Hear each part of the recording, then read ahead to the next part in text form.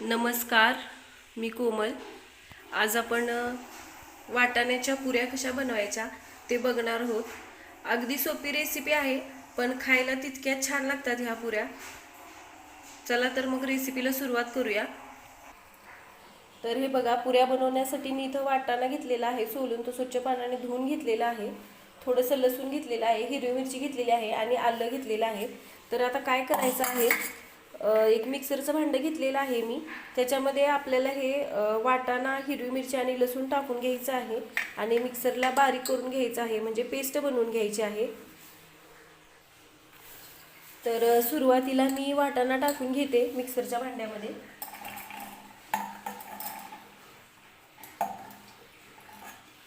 खूप छान लागतात ह्या पुऱ्या. म्हणजे आपण चहासोबत वगैरे असं काही आपल्याला जर खायला आवडत असेल तर अशा पद्धतीनं जर पुऱ्या वगैरे बनवल्या तर सर्वांनाच आवडतात त्या. तर हिरवी मिरची घेतलेली आहे, तर ही तिखटवाली मिरची आहे, त्यामुळं मी 4-5च मिरच्या घेतलेल्या आहेत. आलं घेतलेलं आहे आणि लसूणसुद्धा याच्यामध्येच टाकून घेणार आहे. तर हे आपल्याला मिक्सरला बारीक करून घ्यायचं आहे. चला तर मग मी आता याला मिक्सरला बारीक करून घेते, पेस्ट तयार करून घेते. तर हे बघा, मी अशी मिक्सरला वाटाण्याची वगैरे पेस्ट बनवून घेतलेली आहे. तर वाटाणा वगैरे बारीक करताना थोडंसं पाणीसुद्धा मी टाकलेलं आहे, म्हणजे वाटाणा जो आहे तो व्यवस्थित बारीक होईल, मिक्सरला छान अशी पेस्ट तयार व्हावी यासाठी. तर आता आपल्याला पुरी बनवण्यासाठी पीठ मळून घ्यायचं आहे. तर मी इथं गव्हाचं पीठ चाळून घेतलेलं आहे. थोडीशी हळद टाकते मी पिठामध्ये, थोडंसं धनेपूडसुद्धा टाकणार आहे. जिरे टाकून घ्यायचे थोडेसे, म्हणजे पुरी लाटल्यानंतर छान दिसते. थोडासा ओवा घेतलेला आहे मी, हे बघा, तो हाताने असा चोळून टाकणार आहे, म्हणजे ओव्याची टेस्ट जी आहे छान अशी येते पुऱ्यांना.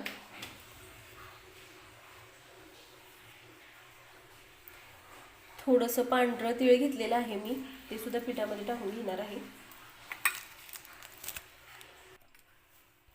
थोडीशी बारीक चिरलेली कोथिंबीर सुद्धा मी टाकणार आहे.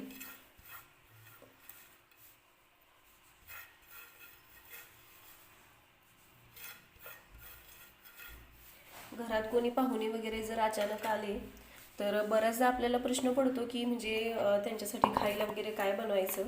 तर अशा पद्धतीनं जर ह्या वाटाण्याच्या पुऱ्या बनवल्या आणि दही सोबत खाल्ल्या तरी छान लागतात, किंवा लोणचं वगैरे आपल्याजवळ असतंच तर त्याच्यासोबतसुद्धा ह्या पुऱ्या खूप छान लागतात खायला, किंवा अशाच जरी खाल्ल्या तरीसुद्धा छान लागतात. तर आता जे आपण वाटाणा वगैरे मिक्सरला पेस्ट बनवून घेतलेली आहे ती सुद्धा मी याच्यामध्ये टाकून घेते.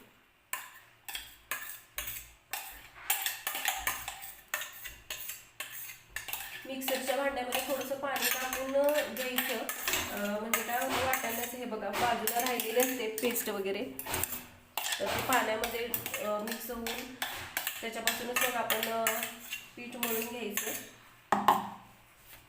ते चमच्याने काढत बसण्यापेक्षा थोडंसं पाणी ओतायचं आणि ते मी असं हलवून घेते. आणि हे बघा, हेच पाणी मी पीठ मळण्यासाठी वापरणार आहे. तर चवीनुसार मीठ टाकून घेते मी आता.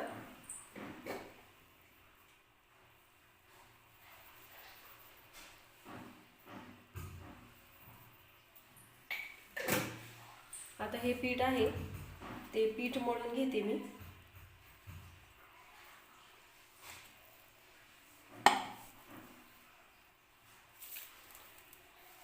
सुरुवातीला पाणी एकदम असं टाकायचं नाही, कारण की ही जी वाटाण्याची पेस्ट वगैरे आपण बनवलेली आहे त्याच्यातच अगोदर कोरडं पीठ जे आहे ते मिक्स करून घ्यायचं आणि नंतर मग लागेल असं पाणी घ्यायचं. किंवा तुम्हाला जर पुऱ्या खूप जास्त बनवायच्या नसतील तर एवढ्याच त्या पेस्टमध्ये जरी पीठ मळलं तरी सुद्धा चालतं.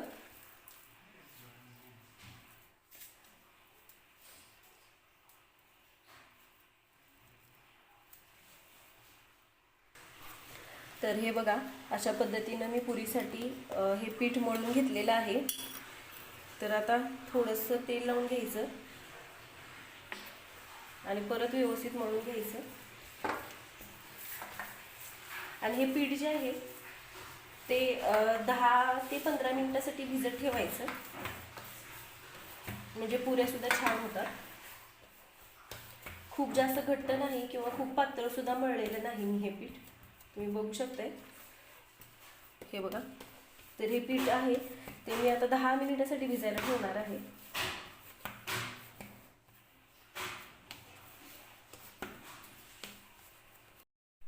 दहा मिनिटासाठी मी पीठ भिजायला ठेवलं होतं. तर पीठसुद्धा छान भिजलेलं आहे.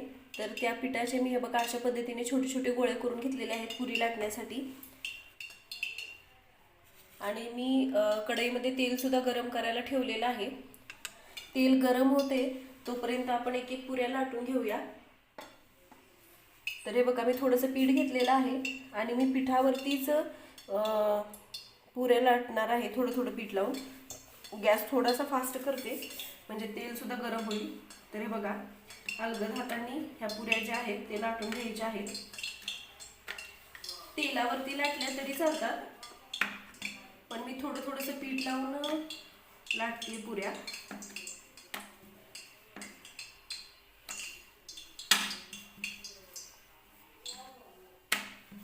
तुम्हाला छोट्या किंवा मोठ्या आकाराच्या पुऱ्या जशा पद्धतीने लाटायच्या आहेत तशा पद्धतीने तुम्ही लाटा. तर मी थोडीशी मोठी पुरी लाटते.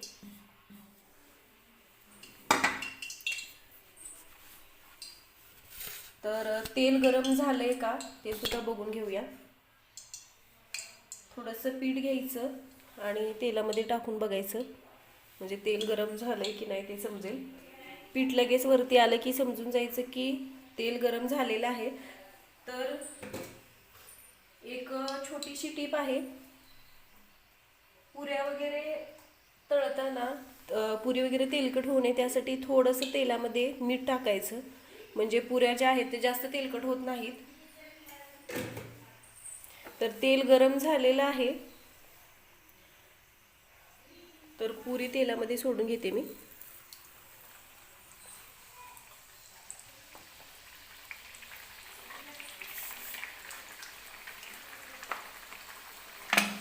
ती पुरी तळतीये तोपर्यंत मी दुसरी पुरी सुद्धा लाटून घेते.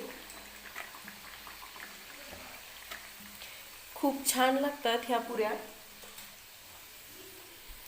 तर थोडंसं झाऱ्याने बघा असं करून घ्यायचं, तेल वरती सुद्धा पुरीवरती सोडून घ्यायचं असं झाऱ्याने. हे बघा,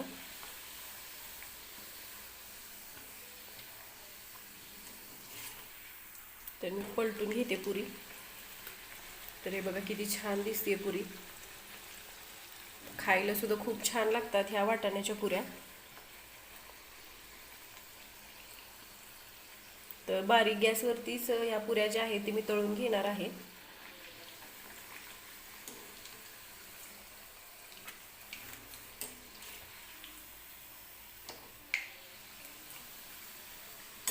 थोडंसं आलटून पलटून तळून घेते. तर हे बघा पुरी छान तळलेली आहे. तर ती आता मी एका ताटामध्ये काढून घेते.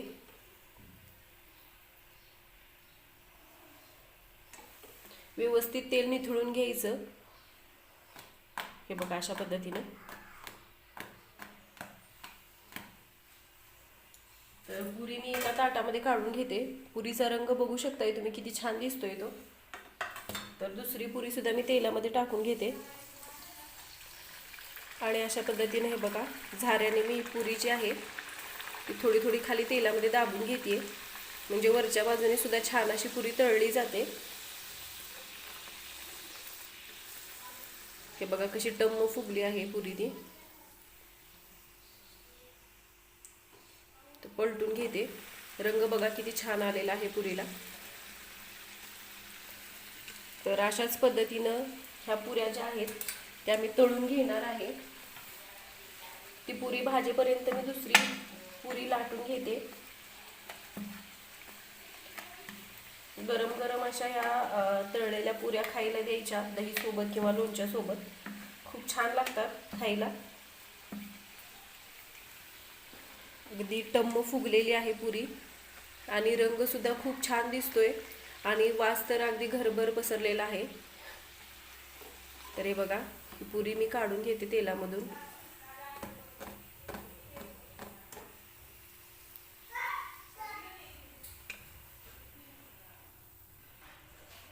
आणखीन एक पुरी तळून दाखवते. तर या पुऱ्यांमध्ये मी खायचा सोडा वगैरे काही वापरलेला नाही, तरी सुद्धा पुऱ्या अशा छान टम्म फुगलेल्या आहेत, तुम्ही बघू शकताय.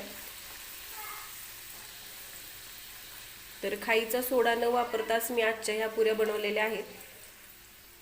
हे बघा, छान अशा फुगलेल्या आहेत पुऱ्या.